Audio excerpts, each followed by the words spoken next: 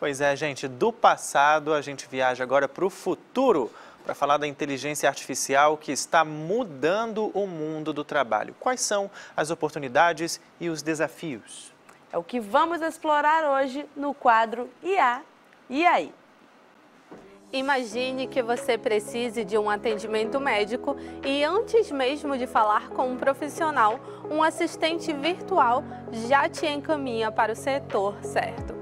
Ou que você precise de um suporte técnico e em segundos um chatbot resolve o seu problema. Talvez você já tenha sido entrevistado por uma IA para uma vaga de emprego sem nem mesmo perceber. Isso não é mais o futuro, é o presente. A inteligência artificial já está transformando o mercado de trabalho, automatizando tarefas, otimizando processos e criando novas profissões. Mas também levanta dúvidas e desafios. Será que os empregos estão ameaçados? Quais carreiras podem crescer com a IA e como garantir que essa tecnologia seja utilizada de forma ética e justa?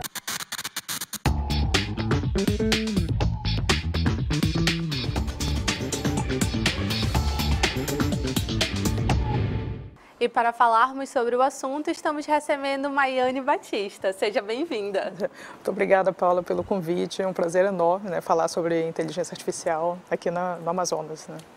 Que legal, Maiane. Hoje nós estamos te recebendo para falar um pouco sobre o mercado de trabalho, né?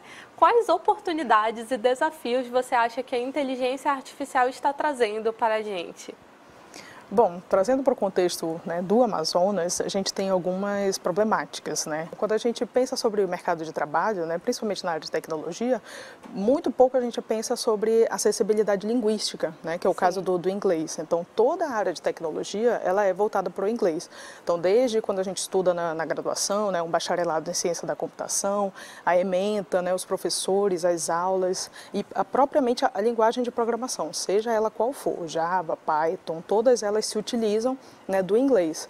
Então, quando a gente fala desse progressismo tecnológico, né, no Amazonas, de quais pessoas a gente está falando, né, sobre isso? Então, a gente percebe que esse progressismo tecnológico também está voltado para um recorte, né, de classe, né? Quais pessoas têm mais acesso em aprender o inglês, né? Quais pessoas têm mais acesso, né, a entrar numa universidade pública, também tem isso, e a permanecer, porque não é só entrar e estudar a tecnologia, mas também permanecer nesse ambiente e se formar. Então, a gente tem alguns caminhos aí para percorrer aqui no Amazonas para que a gente também tenha acesso a esse progresso tecnológico, né? Não seja só de fora, mas que a gente também produza tecnologia. Com certeza. Segundo o Fórum Econômico Mundial, nos próximos 5 anos, mais de 170 milhões de empregos serão criados por conta dessa tecnologia. Mas, ao mesmo tempo, 92 milhões podem desaparecer, resultando aí em um saldo positivo de 78 milhões de novas oportunidades. Mas quais setores a gente acredita que mais serão impactados? Olha, alguns setores já estão sendo mais impactados, né? São setores de atendimento, né? Setores voltados a esse acesso, né, de trabalhos repetitivos, né, eu diria. Então, atendimentos ao banco, né, atendimentos online. Então, boa parte desses trabalhos vão ser automatizados. Por quê? O que se pensa em tecnologia é otimização de serviço. Então, quando se pensa em otimização de serviço, pensa-se logo nos trabalhos mais repetitivos, né? Então, aqueles que algumas pessoas também saem machucadas, né, como no distrito industrial também, tem vários braços robóticos que estão sendo desenvolvidos, implementados e tudo mais. Então, esses trabalhos que são mais repetitivos, que são menos voltados para o pensamento crítico, serão, infelizmente, né, os mais afetados, mas também haverá outras formas, né, de gerar outros empregos. Quando a gente fala em, por exemplo, novas profissões, que nós estamos falando aí de engenheiros de prompt, gestores de IAs, você acha que as empresas, elas estão preparadas para essas transições? As empresas no alto escalão estão sendo preparadas para isso, né? A gente tem que pensar nas pessoas que estão na base, né? No chão de fábrica, se elas estão preparadas para isso, né? Então a gente tem a gente tem que pensar no acesso à formação, né? Formação técnica, né?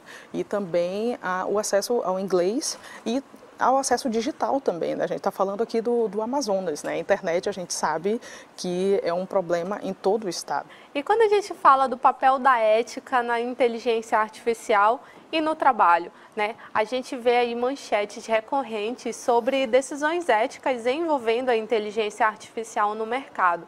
Com a IA sendo usada dessa forma, você acha que, por exemplo, a regulamentação ela é o caminho para que a gente possa ter uma IA mais justa para todos?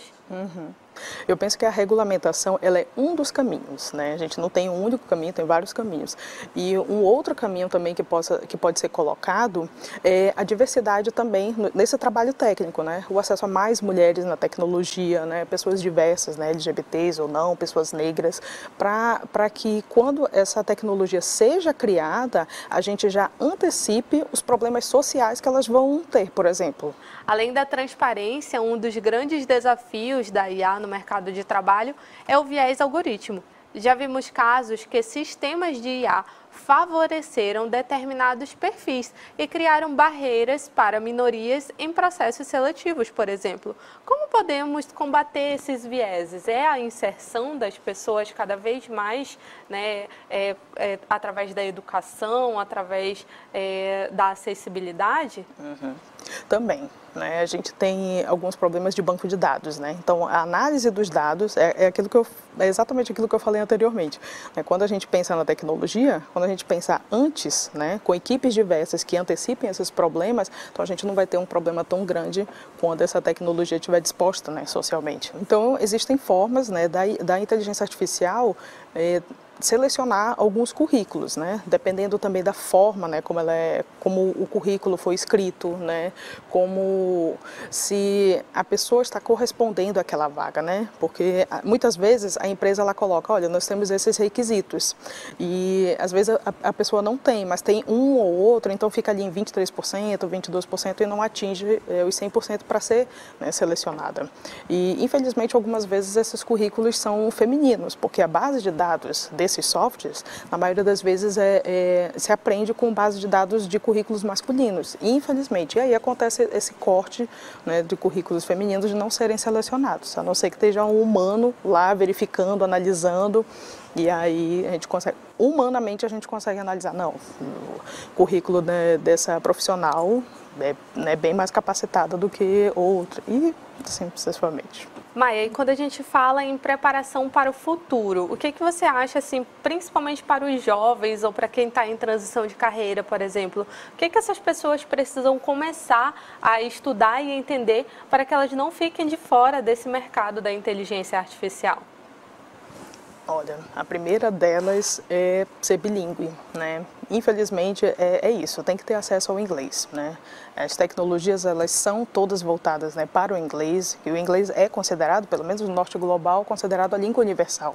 Então a gente também precisa se adaptar a isso. Tem algumas ferramentas que são gratuitas e ajudam a gente, o Duolingo, por exemplo, não estou fazendo comercial não, mas é que ajuda bastante, né? Um outro ponto é estudar pensamento computacional. Tem vários cursos do governo, inclusive do Ministério da Cultura, que são cursos gratuitos, né, que tem 60 horas e se aprende sobre pensamento computacional. Como é que um computador pensa? Como é que eu posso conversar com esse computador? Não tem matemática, né? É só mesmo o pensamento lógico. Porque quando se trata de programação, de inteligência artificial, na maioria das vezes a gente está tratando de lógica de programação. E é como a gente vai conversar com esse computador para ele corresponder a gente.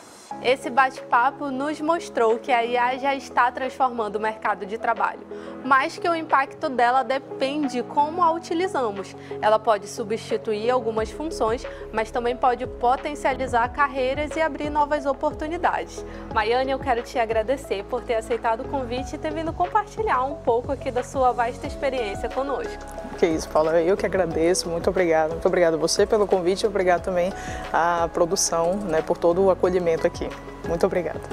Esse foi mais um IA, e aí? E vamos continuar esse bate-papo aqui nos comentários.